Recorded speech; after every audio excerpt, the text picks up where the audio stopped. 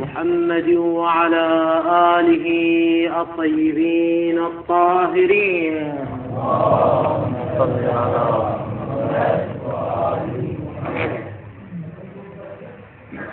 بعد أن تكلمنا عن الأقسام الأربعة للوضع في عالم الإمكان والثبوت، وقلنا بأن الأقسام الممكنة هي ثلاثة، أما القسم الرابع فهو مستحيل. الآن ننتقل إلى البحث الإثباتي، أي عالم الوقوع والتحقق. إذ لا توجد لدينا قاعدة عامة تقول كل ما كان ممكنا فهو واقع. لا توجد هكذا قاعدة. كثير من الأمور الممكنة كالجبل من ياقوت لكنه ليس واقعا خارجا، ولذلك من حقنا أن نتساءل: الأقسام الثلاثة الممكنة للوضع، وهي الوضع العام والموضوع له العام، والوضع الخاص والموضوع له الخاص، والوضع العام والموضوع له الخاص، هذه الأقسام الممكنة هل هي واقعة في عالم اللغة ولها أمثلة أم لا؟ الجواب: أما الوضع الخاص والموضوع له الخاص فهو واقع لا محالة ولا شك في ذلك، ومثاله أسماء الأعلام الشخصية، فإنها من الوضع الخاص والموضوع له الخاص، فهو ليس ممكنا فقط بل هو واقع خارجا. وكذلك بالنسبة إلى الوضع العام والموضوع له العام أيضا هو واقع بلا إشكال، ومثاله أسماء الأجناس، فإن أسماء الأجناس كما في كلمة الإنسان هو من الوضع العام والموضوع له العام، فإن الواضع تصور معنى كليا ووضع لفظ الإنسان لذلك المعنى الكلي، فيبقى لدينا الوضع العام والموضوع له الخاص. فبعد أن آمنا بإمكانه هل له مثال؟ هل هو واقع خارجين أم لا؟ الجواب: ذهب المشهور إلى أنه واقع أيضا كالقسمين السابقين، ومثلوا له بمعاني الحروف، قالوا الحروف والأسماء المشابهة لها كالضمائر وأسماء الإشارات، يعني الأسماء المبهمة الملحقة بالحروف لشبهها بالحروف في الافتقار، كما أن الحروف يفتقر فهمها إلى انضمامها إلى غيرها، كذلك أسماء الضمائر والإشارة والموصولات تفتقر إلى غيرها. فالحروف والأسماء الملحقة بها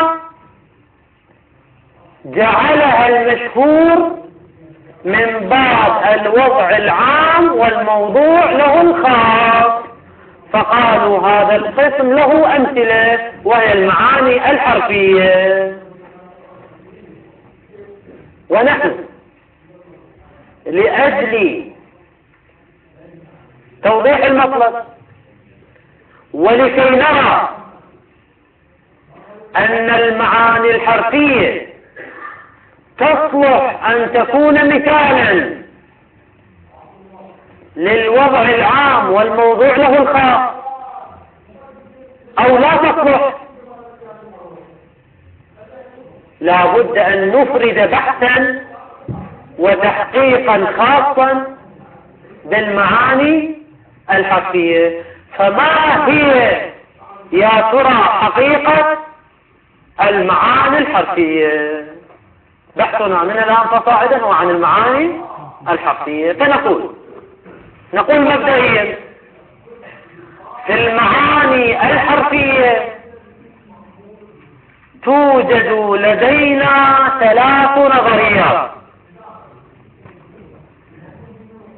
النظرية الأولى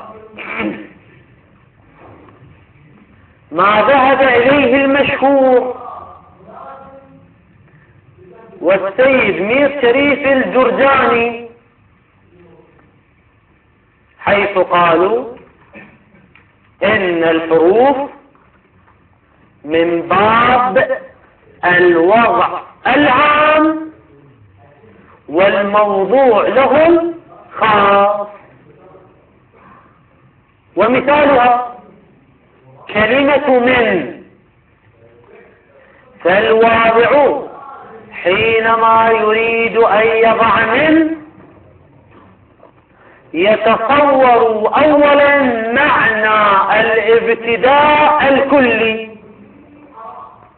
فيتصور معنى كليا، فالوضع عام وليس خاصا، ولكنه لا يضع لفظ من لذلك المعنى الكلي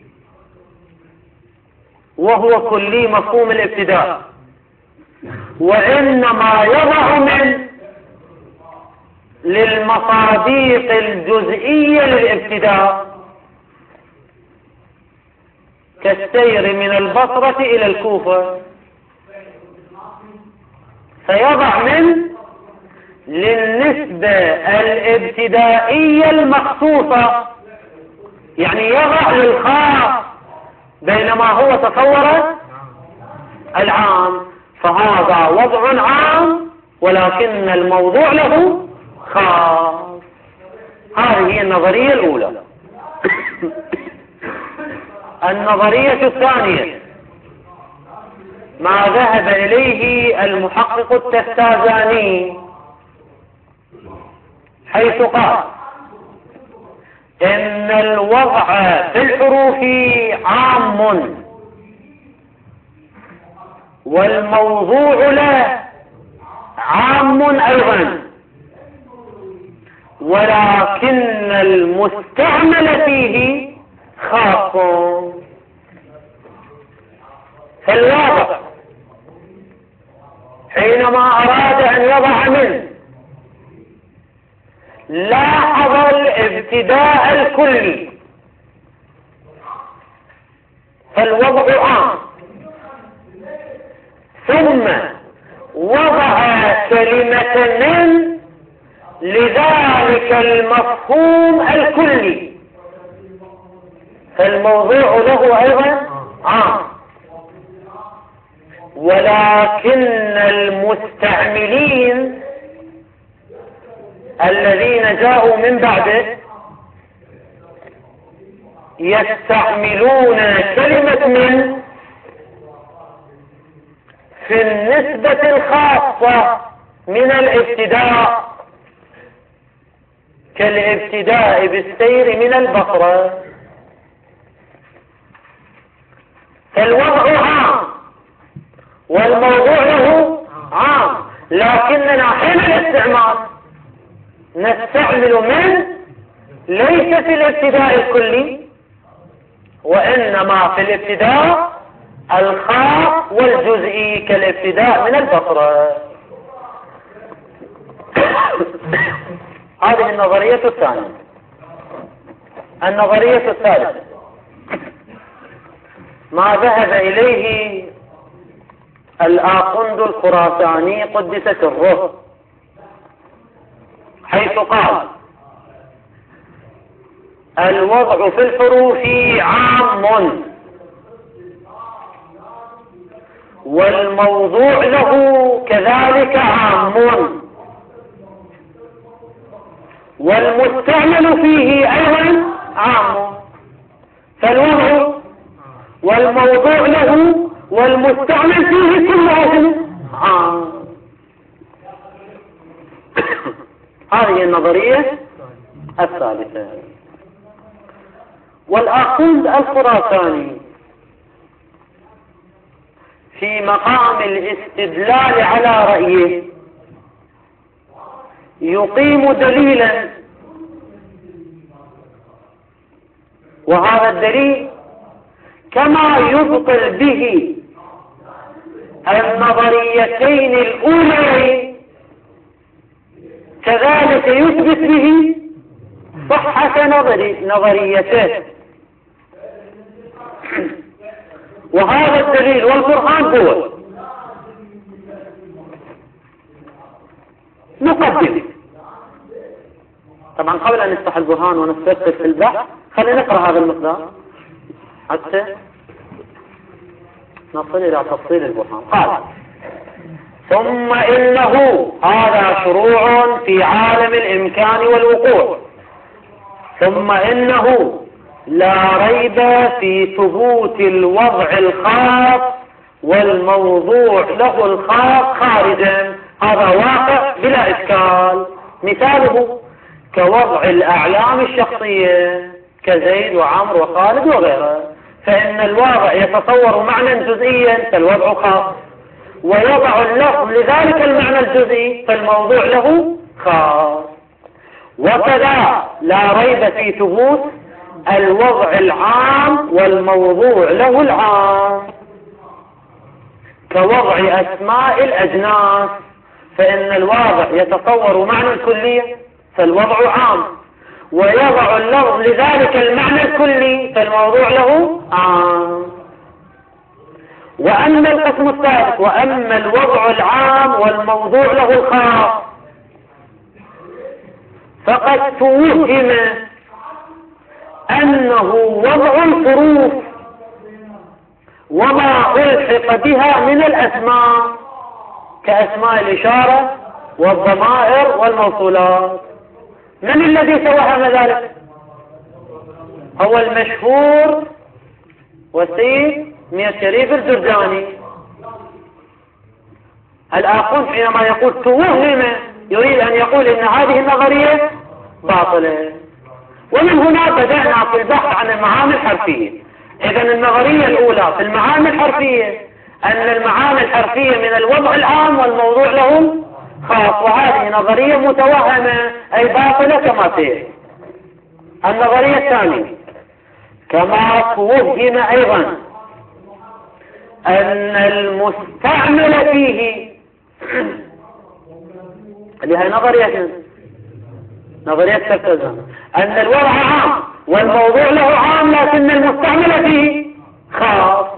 كما توهم أيضا أن المستعمل فيه فيها علما تبدأ للحروف، أما كلمة فيه متعلقة بالمستعمل، يعني المستعمل فيه غلب بين قوسين.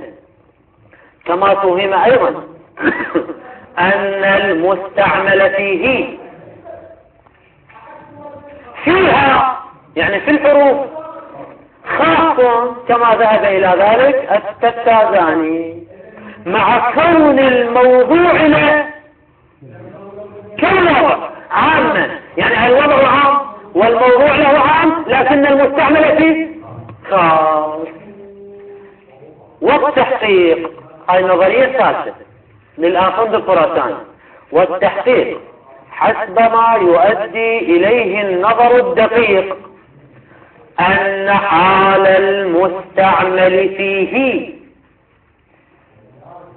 والموضوع له فيها يعني في الحروف حالهما في الأسماء، يعني أسماء الأجناس، كما أن الوضع عام والموضوع له عام والمستعمل فيه عام، كذلك في الحروف المستعمل فيه عام والموضوع له عام، كما أن الوضع عام أن حال المستعمل فيه عام. هذا رد على من؟ المستعمل فيه، هذا رد على النظرية الثانية التفاهم. والموضوع له عام أيضا، هذا رد على النظرية الأولى وهي نظرية المشهور، حالهما في الأسماء. وذلك هذا بداية الاستدلال. مقدمة: التشخص والجزئية أمر ملازم للوجود، بل هو عين الوجود. ولذلك قالوا في الفلسفة إن الشيء ما لم يتشخص لم يوجد، فالوجود هو عين التشخص والخصوصية والجزئية.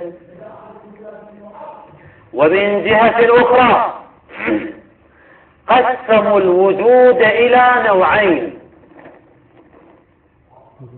وجود خارجي وإلى وجود ذهني. والتشخص في كل عالم يتناسب مع ذلك العالم. فلدينا نوعان من التشخص: تشخص في الوجود الخارجي وتشخص في الوجود الذهني. ما هو الفرق بينهما؟ ماذا يقصد منهما؟ أما التشخص في الوجود الخارجي فهو أمر واضح وبين، لأن كل موجود خارجي فهو متشخص وخاص وجزئي ومباين للوجودات الخارجية الأخرى. فأي موجود خارجي الآن تضع اليد عليه فهو خاص وجزئي ومتشخص ومباين للموجودات الخارجية الأخرى. هذا بالنسبة للتشخص الخارجي. أما التشخص الذهني فكيف يحصل التشخص الذهني؟ الجواب: التشخص الذهني يحصل بتوجه الذهن ولحاظه للمعنى. فكلما توجه الذهن ولاحظ معنى من المعاني أدى ذلك إلى تشخصه وقيرورته خاصا وجزئيا.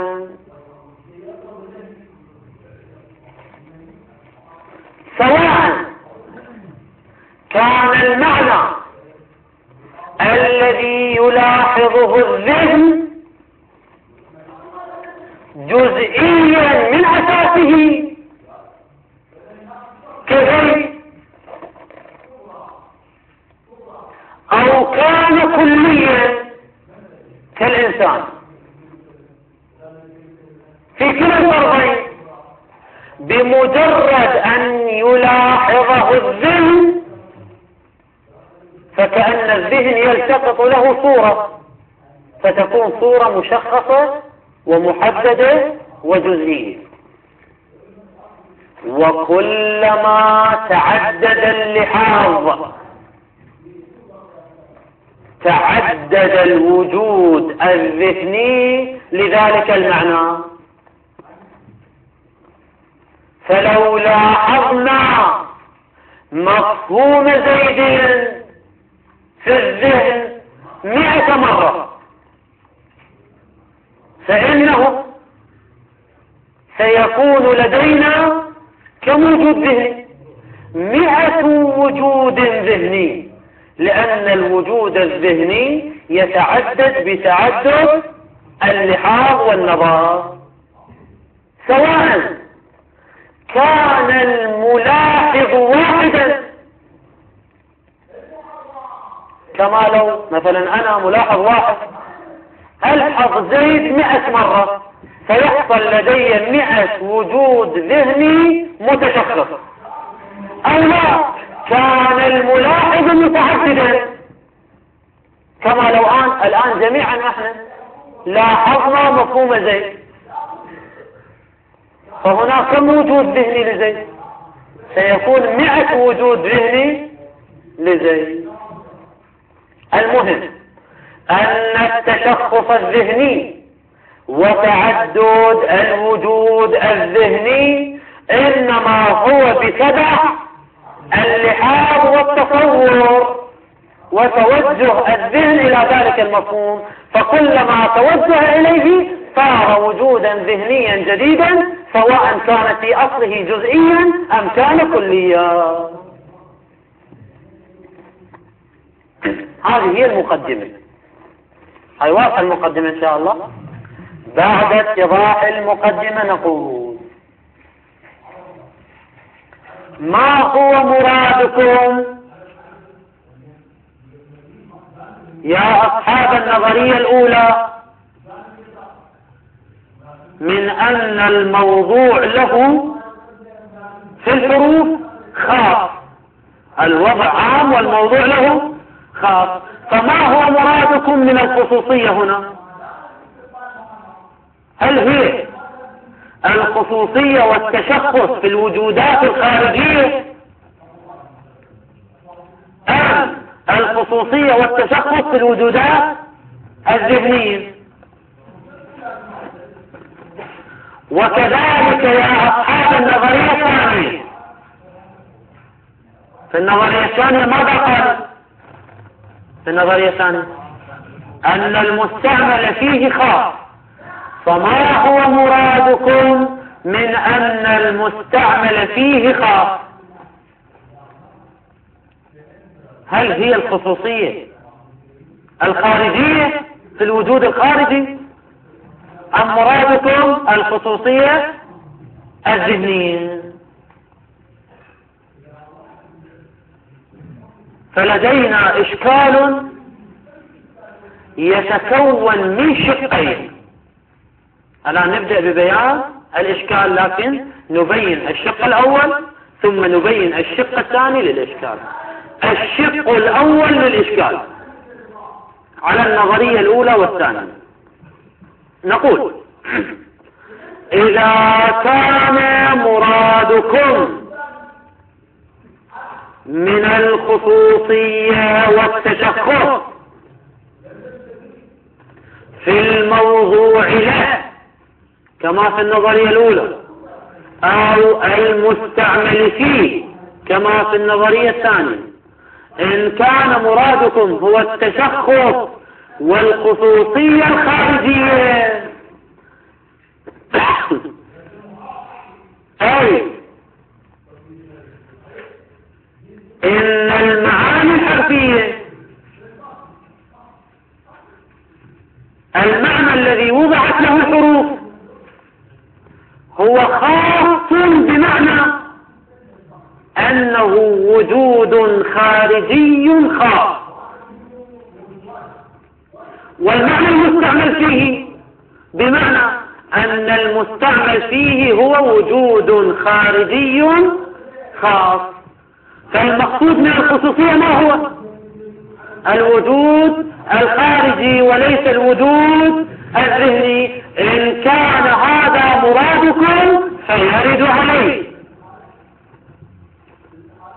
إن كثيرا من الموارد التي تستعمل فيها الحروف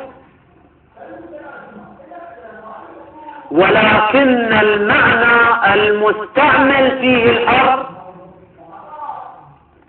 ليس خاصا وجزئيا في الخارج،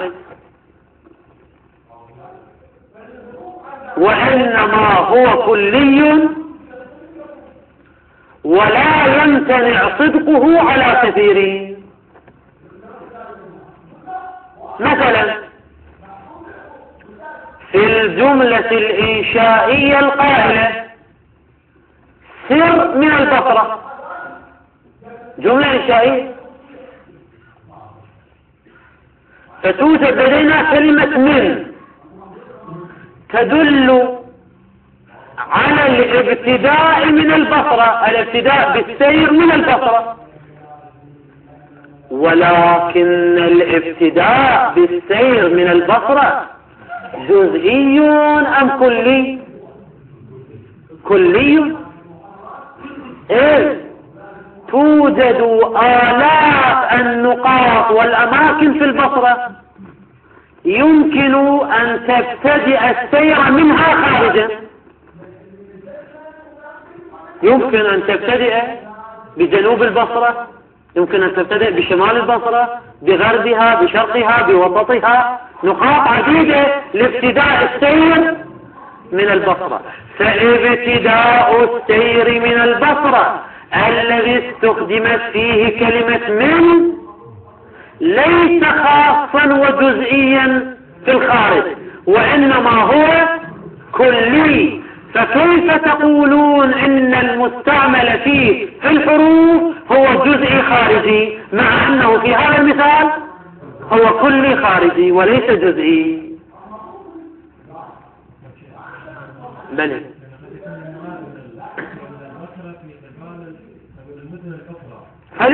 فليكن في قبال المدن الأخرى، لكن هذا لا يعني أنه جزئي. كمن يقول أنا أذكر الإنسان حيوان ناطق في قبال الحصان الذي هو حيوان صائم، هذا لا يعني أنه جزئي، هو كلي.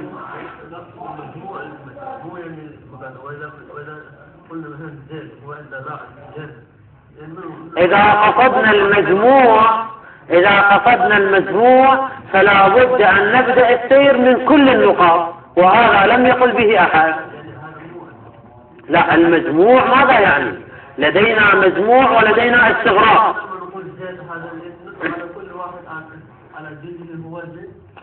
لا لا لا لا لا، حينما نقول سير من البصرة ماذا يعني ذلك؟ يعني أنت مخير أن تسير من منطقة الزبير مثلا، أو أن تسير من منطقة أبو الخصيب، أو أن تسير من العشار، أو أن تسير من أي منطقة، من أي نقطة سير. فالامتثال لقوله سر من البصرة امتثال محدد بنقطة مخير، ولو كانت كلمة من مستعملة في معنى خاص لما كنت مخيرا في السير من أي نقطة تشاء. لا تقول سرت، لا، أنا أقول سر، سأبين سرت، سأقول اسمح لي شيخ بس أبين هذه النقطة. لكن هنا في كلام نقصد مجموع البصرة وهو وقع مبتدأ منه هنا، لكن من أي؟ فليكن مجموع على نحو الاستغراق أو على نحو المجموعين. لا، زيد شيء آخر، زيد جزئي، لكن السير من البصرة أمر كلي، لأنه كل نقطة تبتدئ منها من البصرة يصدق عليها السير من البصرة. شيخنا بعد الدرس إذا تسمح يعني السير من البصرة كلي، البصرة جزئي، لكن السير من البصرة كلي. دليل؟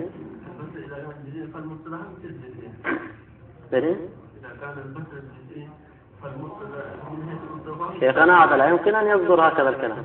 زيد جزئي أم لا؟ جزئي. إكرام زيد جزئي أم كلي؟ لا علاقة لهذا بذاك. المهم بعد الدرس إن شاء الله نتناقش في الموضوع الثاني. المهم السير من البصرة كلي، إذا كلمة من هنا استعملت في معنى كلي.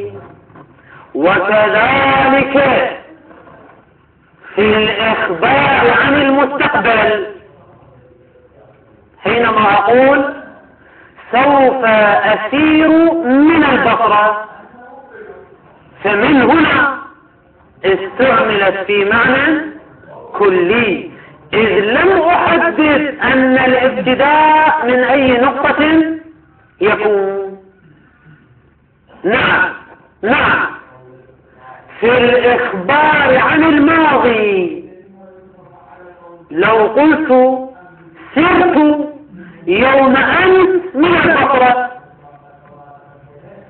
فالمعنى المستعمل فيه حينئذ جزئي، لأن سيري يوم أمس قد حصل من نقطة محددة لا يمكن تغييرها، تمت وحصلت، فتلك النقطة ستكون جزئية والمعنى المستعمل فيه جزئي. إذن في الإنشاء سر من البصرة، وفي المستقبل سوف أسير من البصرة. المستعمل فيه كلي. أما في الماضي سرت يوم أمس من البصرة، فالنقطة التي سرت منها محددة وجزئية وخاصة. لكن لا ننظر إلى الماضي الآن، فلننظر إلى الإنشاء والمستقبل. نقول أيها المحقق التتابعي، أنت تقول أن المعنى المستعمل فيه الحروف شنو؟ خاص وجزئي، بينما في الإنشاء والإخبار عن المستقبل المعنى المستعمل فيه الحرف هو كلي وليس جزئيا. هذا في الحقيقة إشكال بيناه على من؟ لا، على التتازان. الآن نظرنا إلى المستعمل فيه، ومنه يظهر الجواب على المشهور، وذلك لأن المعنى المستعمل فيه إذا كان كليا كما في الإنشاء والإخبار عن المستقبل، فالمعنى الموضوع له اللفظ لا بد أن يكون كليا. يعني توجد لدينا ملازمة ولا عكس. يعني إذا كان المعنى الموضوع له اللفظ كليا فلا يلزم أن يكون المعنى المستعمل فيه اللفظ كليا، بل يمكن أن يكون جزئيا. لكن العكس كان الملازمة كان إذا كان المعنى المستعمل فيه كليا فلا بد أن يكون المعنى الموضوع له اللفظ كليا، وإلا صار الاستعمال مجازيا. واضحة هذه النقطة؟ أعيد لك يا سريع. كلما كان المعنى الموضوع له اللفظ كليا فلا يلزم أن يكون المعنى أو أن يكون المستعمل فيه كلي، يمكن أن يكون شنو؟ جزئي.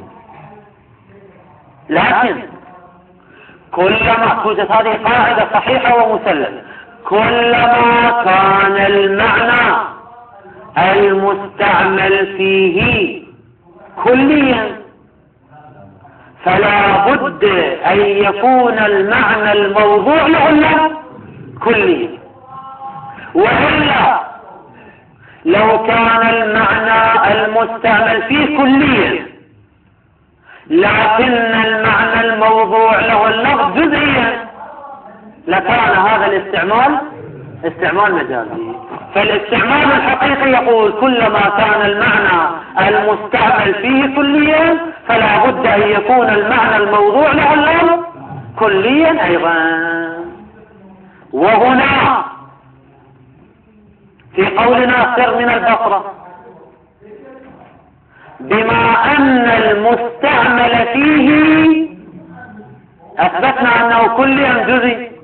كلي، لأن السير من البصرة يبتدئ بأي نقطة.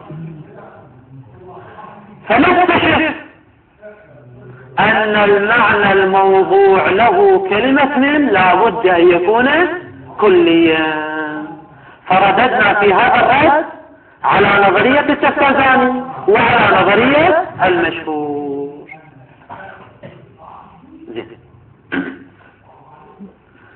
صاحب الفصول الغروية وأخوه صاحب الحاشية على المعالم وصاحب المعالم التفتوا إلى هذا الإشكال، يا إشكال، وهو أنه في الخارج إذا كان مرادكم الخصوصية الخارجية هذا أمر باطل، لأننا نجد في الخارج أن استعمالات الحروف تكون في معان كلية، فالمعنى الموضوع له اللفظ أيضا يكون كليا. التفتوا إلى هذا الإشكال وحاولوا الإجابة عليه فقالوا: صحيح أن المعنى المستعمل فيه الحرف والموضوع له الحرف، اترك كلمة الموضوع له، بس كلمة المستعمل فيها. صحيح أن المعنى المستعمل فيه الحرف في قولنا سرت من البصرة صحيح هو كلي، ولكن سر من البصرة أو سوف أسير من البصرة صحيح أنه كلي خارجا، ولكننا درسنا في المنطق أن الجزئي على نوعين: جزئي حقيقي وهو ما يمتنع صدقه على كثيرين حقيقة، وجزئي إضافي وهو كل مفهوم يندرج تحت مفهوم أوسع منه، سواء كان هذا المندرج تحت ما هو أوسع منه سواء كان جزئيا حقيقيا كزيد بلحاظ الإنسان. فزيد إذا لاحظنا بما هو مندرج تحت الإنسان، فزيد من جهة هو جزئي حقيقي ومن جهة أخرى هو جزئي إضافي، أو لا قد يكون كليا، كما لو لاحظنا الإنسان المندرج تحت الحيوان. الإنسان المندرج تحت الحيوان بما هو كلي عن جزئي، كلي، لكن بسبب اندراجه وقياسه للحيوان يسمى جزئيا إضافي. إذا اتضح ذلك يقول صاحب الفصول والجماعة: إن المشهور حينما قالوا المعنى الموضوع له الحروف أو المعنى المستعمل فيه الحرف جزئي، مرادهم الأعم من الجزئي الحقيقي والجزئي الإضافي. والسير من البصرة في قولنا سر من البصرة وإن كان في ذاته كلي، ولكنه بلحاظ مطلق السير من أي مدينة سيكون السير من البصرة شنو؟ جزئي إضافي، فهو جزئي، فيكون المعنى المستعمل فيه جزئي، وإن كان هو شنو؟ جزئي إضافي وليس جزئيا حقيقيا. فقول المشهور صحيح. صار واضح هذا الدفاع من قبل الفصول وجماعة. الشيخ الآخر يقول هذه دعوة باطلة، هذا الجواب باطل، وذلك لأن مجرد تسميته بالجزء الجزء الإضافي هذا لا يغير حقيقته، إذ إن حقيقته السير من البصرة حقيقته ما هي؟ أنه كلي، وإن أسميناه بالجزء الإضافي نحن لا ننظر إلى التصميم، وإنما ننظر إلى حقيقة الوجود الخارجي، وحقيقة الوجود الخارجي للسير من البصرة هو كلي وليس جزئيا، وإن أسميناه كاصطلاح جزئي إضافي التسمية لا دور لها، المهم هو المسمى، والمسمى هو جزئي أم كلي. فهذا إشكال يبقى واردا على النظرية الأولى والثانية.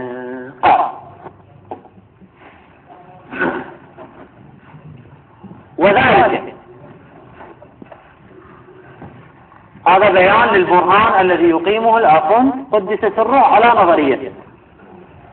وذلك لأن الخصوصية المتوهمة، والمتوهمة خصوصية المتوهم في الموضوع له على قول المشهور، وفي المستعمل فيه على رأي التكتازاني. لأن كم احتمال به؟ إما خصوصية خارجية أو خصوصية ذهنية. الشق الأول من الإشكال إن كانت هي يعني إن كانت هي الخصوصية، هذه الخصوصية إن كانت هي الموجبة خطأ كان لكون المعنى المتخصص بها، يعني بهذه الخصوصية جزئيا خارجيا، يعني المراد من التشخص لا تشخص التشخص الخارجي، هذا الشق الأول من الإشكال فيرد عليه. فمن الواضح أن كثيرا ما لا يكون المستعمل فيه، هم خلها بين قوسين، أن كثيرا ما لا يكون المستعمل فيها يعني في الحروف كذلك، يعني جزئيا خارجيا. كثيرا ما لا يكون المستعمل فيه جزئيا خارجيا، بل يكون كليا. شوف أن جواب الآخر ناظر علما للمستعمل فيه. فإذا واحد يقول لك هذا جواب للتكتازاني أن المستعمل فيه كلي وليس جزئي، وهذا ليس رد على المشهور. المشهور لم يقولوا المستعمل فيه جزئي، بل قالوا الموضوع له جزئي. ماذا تجد؟ توجد ملازمة. إذا أثبتنا أن المستعمل فيه كلي فلا بد أن يكون الموضوع له كلي، فلا يصح لا قول التكتازاني ولا قول المشهور. هذا هو الإشكال. يقول ولذا يعني بسبب ورود هذا الإشكال اتجه بعض الفصول اللي هو صاحب الفصول فارتجع إلى جعل يعني ما وضع له الحرف، يعني المعاني الحرفية أو المستعمل فيه الحروف، الموضوع له أو المستعمل فيه، إلى جعله جزئيا إضافيا. يقول حينما نقول المعاني الحرفية وضع عام وموضوع له خاص، مقصودنا من الخاص ماذا؟ الجزء الإضافي. وكذلك المستعمل فيه خاص مقصود من الجزء الإضافي، فهو وإن كان خارجا كليا لكنه جزئي إضافي، لأنه يندرج تحت كلي أوسع منه. الجواب وهو كما ترى. إيش كما ترى؟ لأننا لا نتكلم عن الاصطلاح أنه جزء إضافي ولا جزء، إنما نتكلم عن الواقع، عن المعنون. المعنون هو كلي، فإذا كان المعنون كلي فالموضوع له عام والمستعمل فيه عام.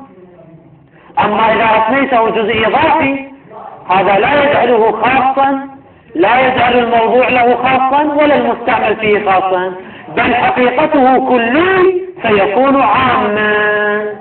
فلا يصح ما قاله المشهور ولا ما قاله التفتازاني.